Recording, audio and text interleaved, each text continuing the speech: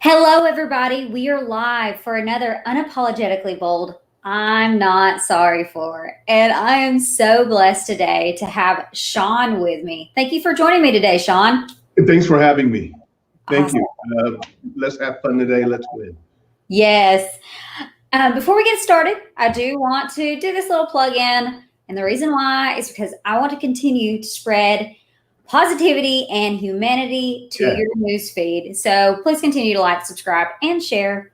As again, we are talking about subjects that we are unapologetically bold about. And it's just about us being humans, hot humans who are humble, open, and transparent. Awesome. So let's get into it. Shawn, again, thank you so much for joining me today. I am pumped. Yeah. Yeah. You know what? I just love to have an opportunity to share authentically, and I love the fact that that's kind of one of the cornerstones of what you do is just full transparency. There's enough fluff out there, and people's like BS meters be like tripping off, but I'm just going to shoot real, and because it's extremely refreshing to have that opportunity. So I hope you got your seatbelts on, so because we're going to have some fun today. I love it, love it, love it. So tell people that don't know who you are just a little bit about yourself. Yeah, well, you know what? I played about 7 years professional football with the Rams and the Colts in the NFL Europe. Had an awesome time playing, retired years ago, and I own my own security company, my own security firm. And I do also coaching and consulting. So basically, what I was able to do was to take the information, the knowledge, the concepts, and the principles and laws I've learned playing professional football, professional sports, and then I kind of merged it with corporate America because I got really honestly, and since we're on a transparent show, right? I got sick and tired of, entering the corporate world and everyone's like, hey, you have to, this is how we do it in corporate world, best practices, go to networking events and blah, blah, hand out your business cards. And, and one day I was like, well, wait a second now, professional sports, especially the National Football League, is probably one of the most successful businesses or most winningest businesses as far as revenue in the world.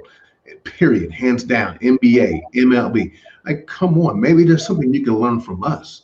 And so I started grafting and pulling concepts that I learned from such, playing football at a competitive level, and I began to apply it towards or for corporate America, and the results have been astonishing.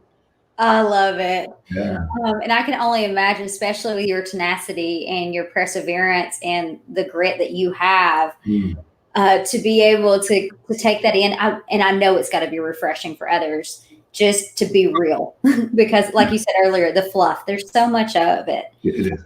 So I think that goes great into what our topic is today and what you're not sorry for. So I'm going to ask you, hey, Shawn, tell the world what you are unapologetically bold about. Well, if I could uh, be totally honest, there's several things, but if I could focus on two, it would be awesome. Uh, I'm not sorry for who I am. Mhm. I'm not sorry for being who I am and what God has called me to be. There's a difference between image and identity. Okay, and once we are void of our identity, then we do everything possible. We spend so much time, energy, and emotion trying to create an image, something that's external. But the thing about that is that God didn't call your image, God called your identity. And Mm. so many people will lose their purpose in life because they're chasing an identity versus, I mean, they're chasing an image versus chasing an identity. The second Mhm. thing that's so devastating about that is that whoever now has power over the image now has power over you. Like, what would happen right now if social media said, no more, you're done? No social media for nobody, or just for you for 120 days. Some people would lose it. They would go because their whole image is an avatar. It is Mhm. external versus internal from the eternal. So I am not sorry. And to be really honest and transparent, that's tough to Mhm. not be sorry. It is a perpetual I'm not sorry. It is a battle to be or to say I'm not sorry, because this world system is always devaluing you and telling you who you are and who you're not. And once you're reacting, you can never proact. And so it's no, I'm not sorry. The next day, no, I'm not sorry. The next week, no, I'm not sorry. And that is my fight. The fight is for your identity, I love that. And the thing that I hear in that too is that not letting things own you. right? What experiences have you had in the past that did own you or could have owned you Oh, that you were glad that you let go of? yeah, the NFL, football. Let's just say football. I've been playing football since the second grade. Like the second grade, I was hitting since the second grade. And then one day, after second grade, third grade, ninth grade, eighth grade, 10th grade, 12th grade, junior college, four years in college, in the NFL, one day it's over. It doesn't slow down. It doesn't stop. It's done. Like a train stops on a dime, kicks you off, and it keeps going. Now you have to dig back deep. You have to rediscover. You have to reintroduce yourself to yourself and to learn to be comfortable with who you are and who you were created to be. That that was tough. It's tough for a lot of athletes. And by the way, if you have either high school, collegiate, or professional athletes that cut them some slack, man, because I tell you what, you expect us, to train on the off season, hey, that's Shawn, the outside linebacker, all throughout high school, and that's been your identity. And one day it's over. It's like you don't even know the other person. All you know is the athlete, and it's really hard for you to relate, but give that person some slack and let them rediscover who they are. And that makes me think I was a collegiate cheerleader. And that's what everybody identified as, like, you got to be happy all the time. You got to be rah-rah, and it's like, and you got to be on point performing 24/7. And it's like, Yeah. dang it, I have off days, but you can't have off days. No, you cannot. And so, and this is something I actually wrote this morning to somebody. And she was talking about how she feels like she's on a roller coaster. And I was like, yes, I feel like I'm on an emotional roller coaster at times with this, and that how it's important to not put your identity into your work. You can put your what you've learned, your perseverance, the skills into it, but your identity is more than your output. And so what have you learned from that, from how performing 24/7 and then that being stopped? What were some of the key lessons that you could talk to people about that just for them to like continue on that dream, continue on that purpose, even though it looks like everything's falling apart? Yeah. So one of the things that I would encourage everyone to do is to nurture their identity, is to minister to their identity. God, once you leave the office, you try not to take it home with you. You fight that. And trust me, as a business owner, it is impossible at times. And I'm not going to fluff you out and be like, well, yes, this is what I do. It's been a struggle for me. But I've learned and I've noticed that when I'm able to make that distinction and when I'm able to compartmentalize, that it puts things in proper perspective.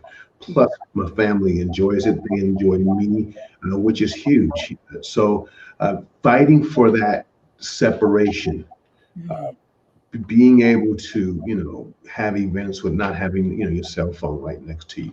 That's tough. I'm not going to sit here and say this is what I perfected, because I'm extremely driven, type A personality type of guy, and so I'm turned on 24/7. But finding that time to separate is vital, because what happens is that you're able to hear better, you're able to have a proper perspective, and you're able to you're more clear in, if I could use the word flamboyant, but you're more clear with your judgments. So picture your occupation, your craft as a glove. You're wearing the glove, but under the glove is your hand. Don't never get to the point where you're like, you know what, I am the glove, or and it's like that is very dangerous when you get to that point. Oh, I love that because it makes me think of a book I'm listening to, and it's talking about basically the elephant and the rider kind of thing, and all it's saying is very similar to that. Is that we whenever we put our identity, we shut ourselves off to other perspectives, and Hmm. then we put ourselves in a place where on a higher stage than others, and so humility kind of can get knocked with it as well. So what are some of those humbling lessons? Because I know the thing is that you're not sorry for some of the limitations that you had. What are some of those humbling perceived limitations that other people thought that has now put you at this I call it mental fitness, like this social awareness and emotional intelligence that you know that you can grind it out even if failure comes. You know the next level. You know what are some of the things that you've experienced in your life to get you to that point? Oh my gosh, um, I was challenged educationally. I was challenged economically. In fact, I had was documented with 4 to 5 learning disabilities, kicked out of a couple of schools with disciplinary issues. Uh, we weren't poor; we were po. There's a big difference, right? So every just about everything that was thrown at me had been thrown at me. I stuttered my entire life. I could not complete a sentence till college. I was the bottom of the barrel. And but one of the things I've learned is that you can go back to those challenges and those situations and you can switch it. Let me give you an example. I remember when they had first documented me with learning disabilities. Sometime later, well, some years later, to be honest, I said, you know what? I'm not disabled. I'm uniquely enabled. That's a switch. So again, and it's like, you know what? Everyone has strengths and everyone has weaknesses. The greater the weakness in one area is the greater the strength in another area. Most people don't know that I stuttered my entire life. I could not complete a sentence till college. I said, one day I'm going to be a great speaker. So I've learned how to recast the story. And this is what happened. Well, you were abused. I understand that, but that made me a more focused individual. Mm-hmm. So I I take a lot of my setbacks. You know what? I'm speaking to somebody. I take a lot of my setbacks, I take a lot of my failures, and I turn them into tuition, Mm-hmm. winning. You know what? Hey, that was tuition for your win later in life. You got to pay tuition somewhere. So my mistakes were my tuition, and that's how I look at it. That's tuition. Keep moving. You can't you can't be afraid of failure because failure is your friend. Failure is how you learn in life. Life teaches you through failure. Think about how you learn how to walk. You stood up, little Johnny and little Sally stood up, and he or she fell instantly. And then they encouraged you to get back up. And then they encouraged you to get back up. The challenge in our culture, I believe, is that there's not enough people encouraging other people to get back up. The average millionaire has filed for bankruptcy 3.5 times. Oh, wow. Yeah. Yeah. That's a stat that I've actually never heard, but it makes sense because Just I was Google blessed. it. I was blessed to have a father who has always told me, he goes, I know what feels like a million different ways not to make us splicer, but the one way that I did it right gave us the life that we have. Mhm. And in talking about, I say it all the time, is fail often, fail fast, but fail safe. Yes. There are ways that you need to embrace the failures. And I love how you flip the script on it too. And I love that you pay the tuition because I was talking to somebody the other day about this, that we all go through life and some may have harder lives than others per se, whatever. I feel like we all have things that happen to us. Some people talk about it, some don't. But you all have to do the work. Things are going to happen. You all have to do the work. But what you do with that work and that mindset afterwards is what will make or break you. Yes. So what are some of the things that you learned, some like mindset shifts that you had, those paradigm shifts that you had to have to get you where you are today? Wow. Well, I'll share one with you. If you live in the past, you'll die in the present. So that's not even, I mean, that's for sad events, disappointing events, and it's for great events. You know, if you like live in the past because of, setbacks and, mishaps, then you're a victim of the past. Mhm. And if you are focused on the past because that was the glory days, well, then you're living in the past. You're there. And it's like each day is ticking and like you're trying to recreate something that's gone. And it's like, you know what, you have to have a short memory. One of the things I learned when I was playing in the NFL is it's like, a receiver can catch like Peyton Manning can throw the ball and the receiver catches it. But if the receiver catches the ball, that means the defender didn't do his job well. Mhm. So guess what? Next series, you know what's about to happen? The coordinator is coming right back at him. Within 2 series, the same play is coming again because we're going to keep running this play until you stop it. So guess what? If you're lined up and Peyton Manning's the quarterback and he's the receiver, you're like, man, I hope he doesn't get burnt. I hope they don't burn me again. Oh, it's going to happen. You're done. You're done. It's called going in the tank at that point. Mhm. And so, you know what? Every day is new. Every play is new. And that's how you have to keep you focused or focused. I'm sorry. No, I agree. And I love Peyton Manning, Tennessee fan here. So you threw that out for me. Yeah. But yes, it's so, what I love too is that the past, it helps us to learn. And what you said is don't stay in it. Here's one thing that I found is a differentiating factor between people who can go forward and move with it is gratitude. Mm. The gratitude that comes from your mess now turns into a message. It's now a blessing. It's the thing that you can bless others with. And I know that's what you do in essence. That's why you're a motivational speaker, but also the work that you do, you can bless others. When did that hit home for you? That gratitude and blessings were a part of it? You know, I don't know exactly when it hit home for me, but I tell you when it often hits home for me. Okay. It often hits home for me when I, relax and I start thinking of how many opportunities or how many mishaps that could have happened in my life that I wouldn't have made it.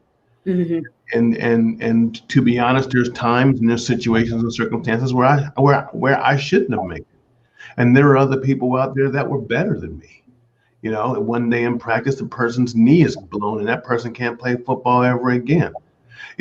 Once you get so far or to a certain level, you stop beating your own chest and you're like, wow, but for the grace of God, there's all grace.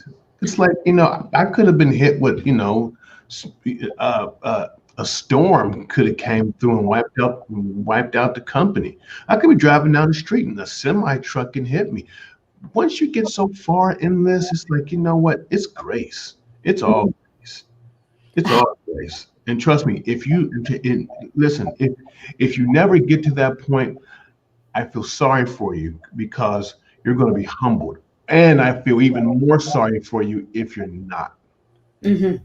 Because the other thing too is it puts you, for me, this is for me, it puts me more into my purpose Mm-hmm. to walk it out, to know I didn't get here by chance. Right. So Right. I got here, I feel like because I was favored and blessed, and there's these opportunities, and you can call it whatever you want. I'm spiritual, so I believe it's God, the grace of God that got me there, Yeah. or got me here.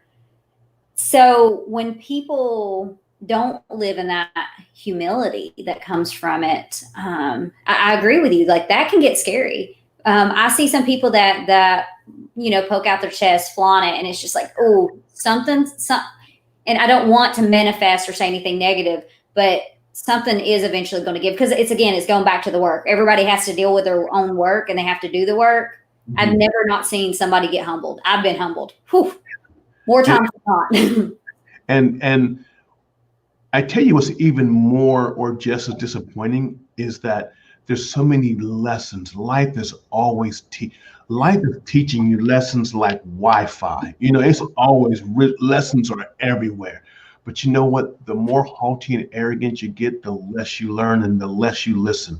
Okay, it's like a 7-year-old kid I mean, listen. I remember when this whole COVID thing first hit, when it first hit. I'm out of town. I'm in Virginia, and this guy is like, where I'm at a restaurant, and this guy's, I think he had a little bit too much to drink, honestly. And he walks over to my table, and he's like, "Wah!" And then all of a sudden he stops. And he had like a sober moment, and he said, the way that you help you with this COVID is vitamin D3. And then he went right back to, I didn't hear that. Now, 6 to 7 months later, it's all over the press. Vitamin D3, vitamin D3, vitamin D3. Sometimes you just have to be able to hear, but you can't hear if you're arrogant and you're haughty. And I love that too, because I'll say there's actually a lesson I had earlier today. And that's the thing. What I found is, yes, lessons a lot of the times comes in work and in the work that I do, but at home, I've learned so. My children teach me daily. If you want to be in the leadership business, have kids, because leading children to be upstanding citizens that can contribute back is not for the faint of heart. It's not. But today, we have chickens at our house, and so I told my daughter to go put up the chickens, but as the leader, I did not give her clear expectations. And in that lack of clear expectations, she thought that she should go in the brush area, which for me, it's common sense. Hey, you shouldn't go in there. There's briars, there's other things, but she still did it, and she went through an ant bed and probably has 16, 17 bites on her leg. And I'm just like, I'm the worst mother ever. So what can I learn from this? One, she told me I was a good mom, so it made me feel better. But two, it also taught me clear expectations. Yes. Anywhere. Communication is key. You cannot make assumptions. You can't assume people's lives, and you can't assume your children as well. Right. So how have assumptions taught you things? And deriving around and trying to avoid some of those, and how they helped you, I guess, in that arrogance, because that's what I feel like a lot of arrogant people make assumptions about how your life. They see you as an NFL star. They're like, you've had an easy one. They don't see all the crap that came behind it. So what have you learned from that? What have I learned from people's assumptions or from my assumptions? Both. We'll go both ways. Oh, sure. Number one, very important, is that if you want to win in life, you cannot allow other people's opinions to become your reality. You cannot allow that. You cannot not allow them to put their expectations and assumptions on you. And you have to fight to keep that off of you, which is why I don't like titles. Because once you have identified as a title, the first thing a person will do as they're sizing you up, they're looking at your name, they're looking at your occupation, they're asking, what do you do, so that they can form you up or size you up so that they will know how to approach you. Like example, if I meet an individual and I'm like, hi, blah, blah, blah, and this is a great game, and my name is David. Oh, hi, David. Well, who are you? And what do you do? Because I'm trying to figure out how, I'm trying to gauge my assumptions now or my level of communication. Well, I'm a pastor. Oh, well, praise the Lord. It's like, yeah, everything changes. So that's why I don't like titles, and I love ambiguity. I love to just move in and out.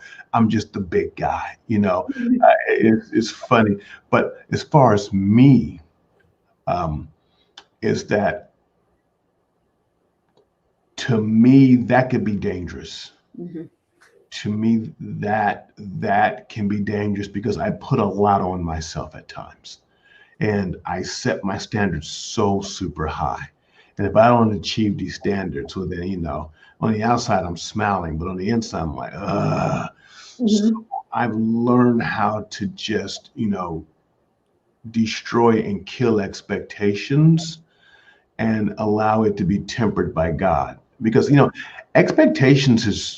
assumptions and expectations are dangerous. I mean, we've talked, we've hopped, skipped, and jumped around. We talked about the Bible. You know, it's like they didn't see Jesus because Jesus didn't meet their expectations.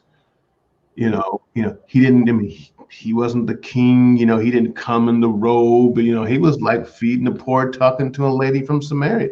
It's like, man, no, you can't do that. Kids, get away from him.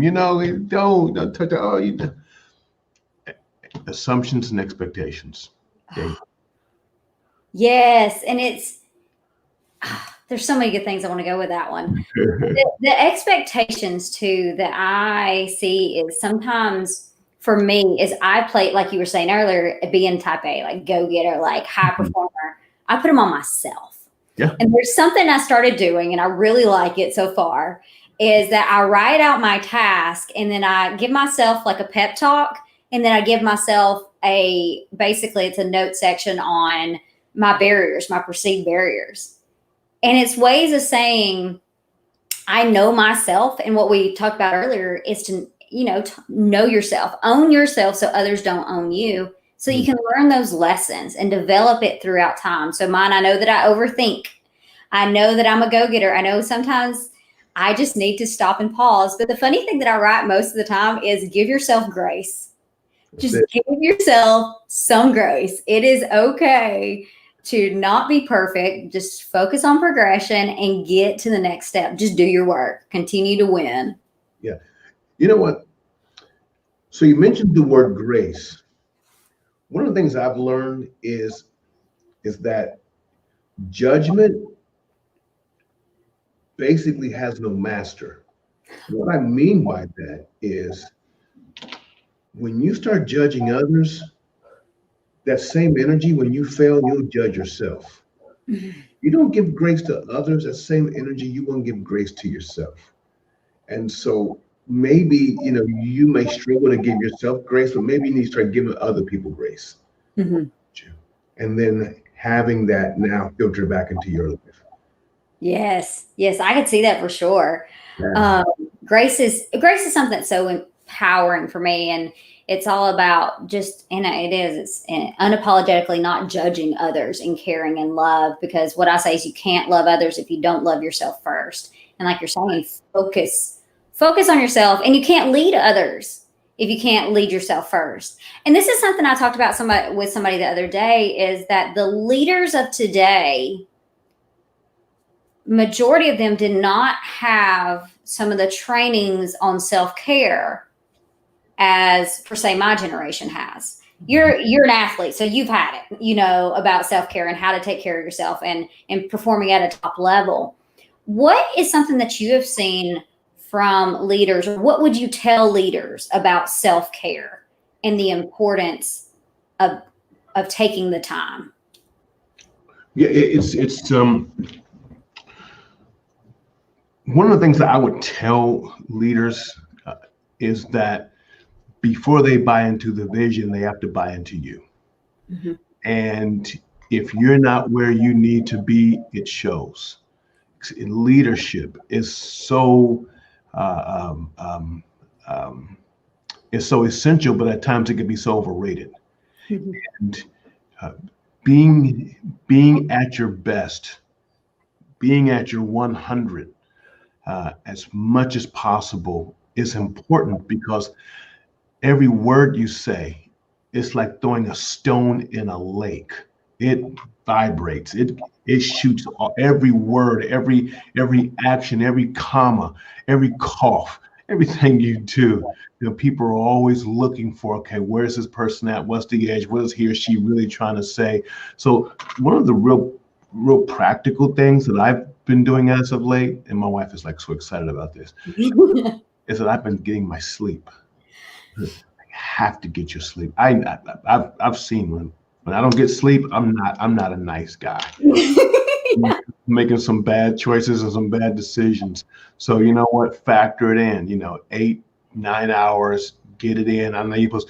I gotta be at the middle of the night and get stuff done, and yeah, whatever. That's overrated. You get your sleep. If you're acting like that, okay, then you're overextended. You Mhm. be consistent, okay, and don't give me that crap about having consistent. Listen, you can go on Upwork, or you can go on LinkedIn, and you can find somebody overseas and do about 75% of what you need done. Now, don't give me that at $10 an hour, okay? So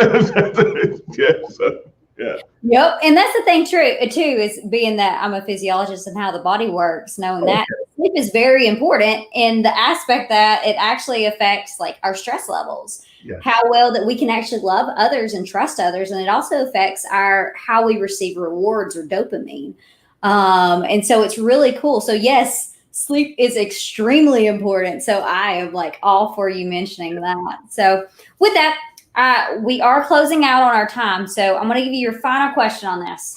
For people that are apologizing for being themselves, for being them, and for the limitations, what would you tell them, or what advice would you give them?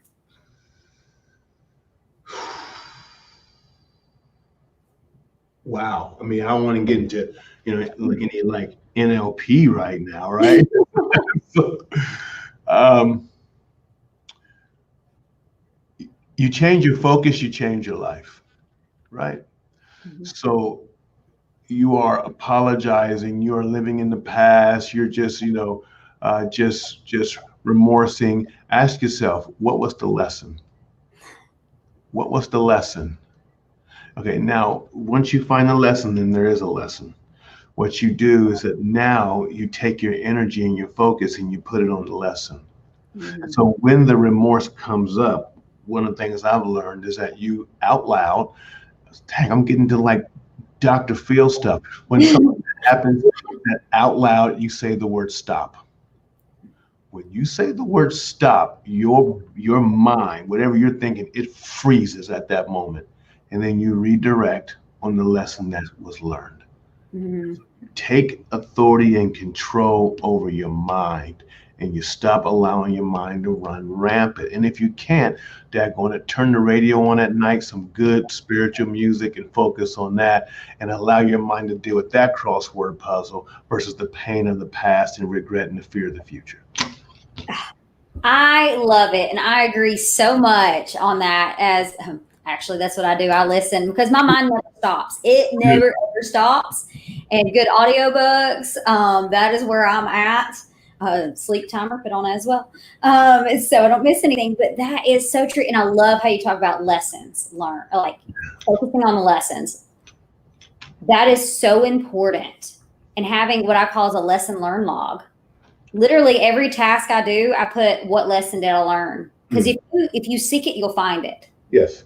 And that continuation of finding for the lessons, finding the good. And I'll say in this, I found so much good from you, Shawn. I am blessed beyond measure to be able to have talked to you today. And I appreciate everybody that has joined in. Thank you. And have an awesome day.